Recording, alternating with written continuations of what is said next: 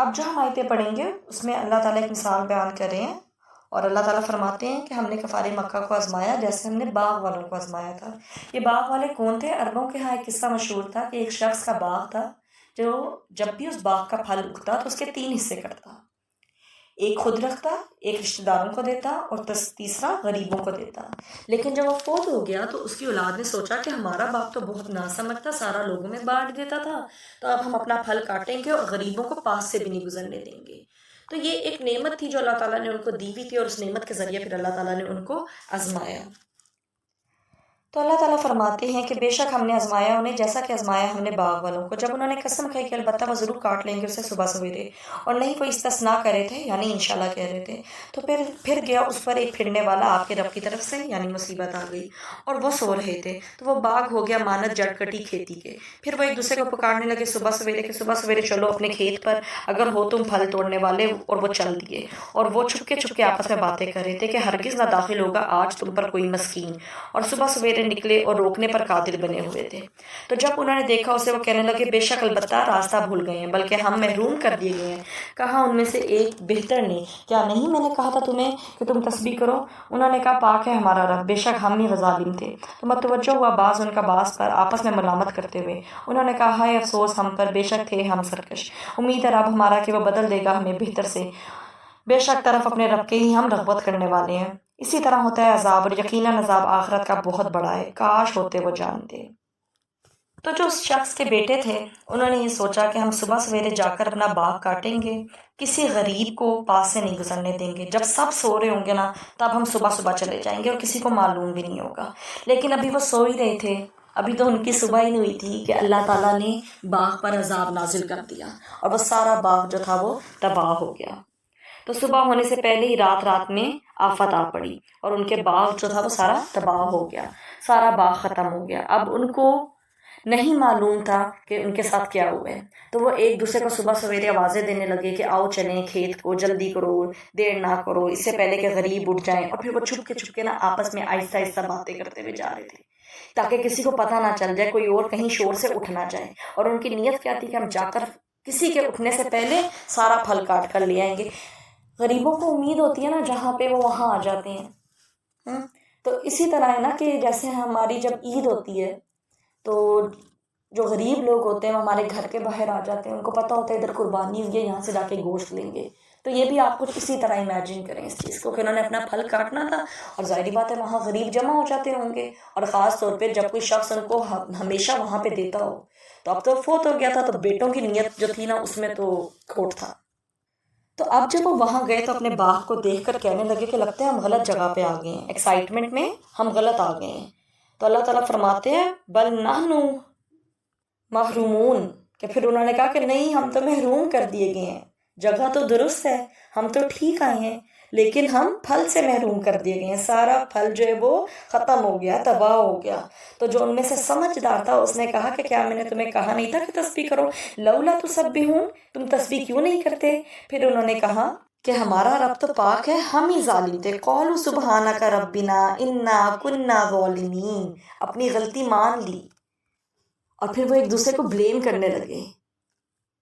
لیکن پھر انہوں نے اپنی غلطی مان لی، اپنی سرکشی کو پہچان لیا، اور جب ان کو اپنی غلطی کا احساس ہو گیا تو پھر وہ اپنے رب کی طرف رجوع کیا، انہوں نے اللہ کی طرف لوٹے پلٹے۔ اور اللہ تعالیٰ فرماتے ہیں کذالک العذاب، اور اسی طرح ہوتا ہے عذاب، اور بے شک آخرت کا عذاب بہت بڑا ہے۔ In this world we see the consequences of a bad action. Just imagine the consequences of choices and our action in hereafter, because the punishment of hereafter is greater. کذالک العذاب ولعذاب الآخرۃ اکبر، آخرت کا عذاب تو اس سے بھی بڑا ہے، جیسا ہم کریں گے ویسا ہم وہاں پہ پا لیں گے۔ انہوں نے دوسروں کو محروم کرنا چاہا، اللہ تعالیٰ نے ان کو محروم کر دیا۔ They tried to deprive others but they themselves got deprived. اس میں ہمارے لیے بہت بڑا سبق ہے کہ جب ہم یہ سوچتے ہیں کہ اللہ نے جو ہمیں نعمت دی ہے بس پوری ہم ہی رکھیں، اس میں کسی کا حصہ نہ ہو، اور معاشرے کے وہ لوگ جن کو اللہ نے نہیں دیا اس میں ان کا قصور تو نہیں ہے، یا اگر اللہ نے ہمیں دیا تو اس میں ہمارا کمال تو نہیں ہے کہ ہم سارا خود ہی رکھ لیں۔ تو جب ہم لوگوں کو کسی چیز سے محروم کرنے کی کوشش کرتے ہیں نا تو پھر ہمارے پاس بھی کچھ نہیں رہتا، چاہے وہ کچھ بھی ہو، مال ہو، دولت ہو یا کوئی بھی اللہ کی اور نعمت ہو، اگر انسان اس کو اپنا کمال سمجھے گا اور اپنے تک محدود کرنے کی کوشش کرے گا تو اس کے پاس بھی کچھ نہیں رہے گا۔ اس میں ہمارے لیے ایک اور سبق بھی ہے کہ اگر غلطی ہو جائے تو ہم اللہ کی طرف لوٹ جائیں، اللہ کی طرف پلٹ جائیں، ان کی طرف رجوع کر لیں۔ باغ والوں نے یہی کہا نا، انا کننا ظالمین، کہ ہم ہی ظالم تھے، ہم سے غلطی ہو گئی، ہماری نیت خراب تھی۔ یہ نہیں کہا کہ ایک تو غلطی اور اوپر سے وہ ڈھٹائی دکھاتے کہ اللہ نے ہمارے ساتھ برا کر دیا۔ اللہ تعالیٰ کسی کے ساتھ برا نہیں کرتا، یہ انسان کے اپنے اعمال ہوتے ہیں جس کی وجہ سے وہ پھنستا ہے۔ تو جو اللہ دے اس کو بانٹنا ہے۔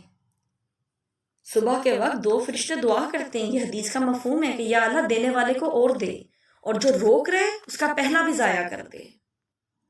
اللہ تعالیٰ سے دعا ہے کہ اللہ تعالیٰ نے جو نعمتیں ہمیں دی ہیں ہم ان کو بانٹنے والے بنے، لوگوں کے ساتھ شیئر کرنے والے بنے انشاءاللہ۔ اب ان آیات کی تلاوت۔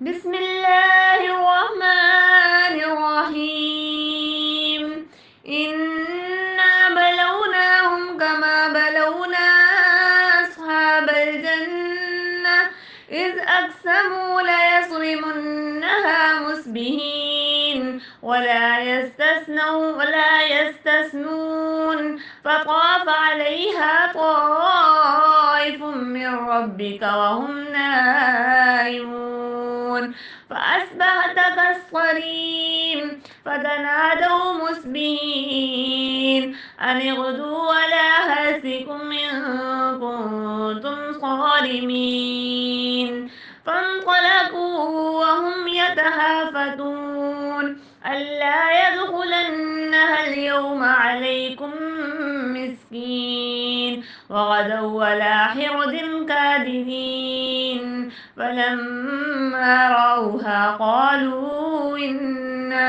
لضالون بل نحن محرومون قال أوسطهم ألم أقل لكم لولا تسبحون قالوا سبحان ربنا إنا كنا ظالمين فأقبل بعضهم على بعض يتلاومون قالوا يا ويلنا إنا كنا طاغين عسى ربنا أن يبدلنا خيرا منها إنا إلى ربنا راغبون كذلك العذاب ولعذاب الآخرة أكبر لو كانوا يعلمون